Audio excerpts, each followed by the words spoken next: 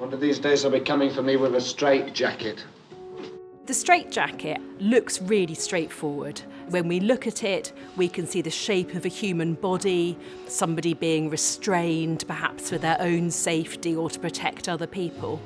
But as is so often the case with history of medicine, it's actually a lot more nuanced than that.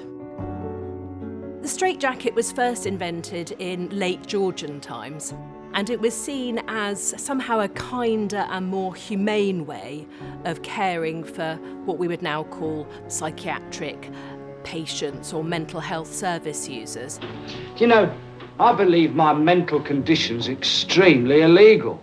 From the beginning of the 1910s, the straitjacket entered popular culture through escapology, and particularly through the spectacular escape stunts undertaken by Harry Houdini.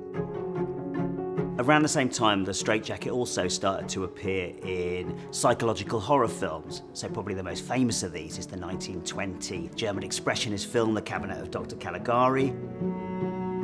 In the 1960s, the straitjacket also started to take on some additional countercultural connotations.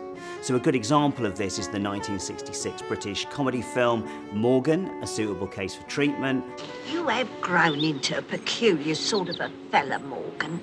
In this film, the central character, Morgan, he's an artist who is currently divorcing from his wife because she's become sick of his erratic behaviour and frequent flights into fantasy.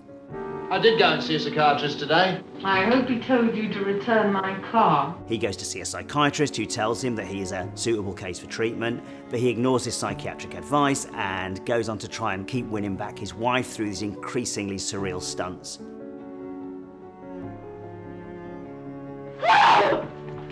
In the film's conclusion, Morgan is washed up on Battersea Docks dressed as a gorilla. Then he's put in a straitjacket and hoisted above Battersea Docks in this straitjacket and lowered down to face a firing squad made up of his friends, family, and Russian revolutionaries. And this scene's interesting because clearly it evokes these ideas that Morgan is perceived to be mad in the eyes of society and psychiatry, but it also takes on these other connotations that we get from Houdini, this idea of madness almost as a form of escape.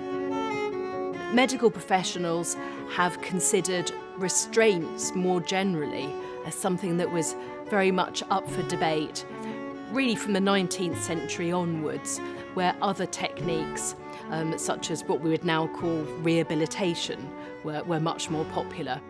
Moving forward into the 20th century, the idea of restraints for psychiatric patients continued to be a massive issue for debate.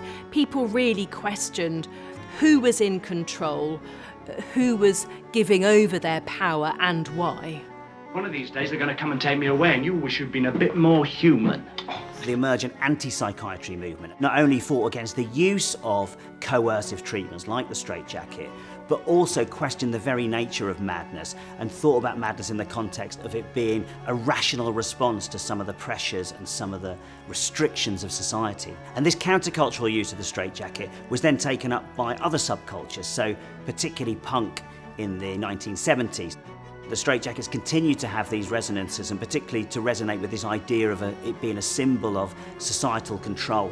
And that's something that's been taken up by hip-hop culture, so whether it be Tupac or Eminem, or more recently someone like Lil Wayne's video for Crazy, which itself is a pastiche of the most famous anti-psychiatric film, One Flew Over the Cuckoo's Nest.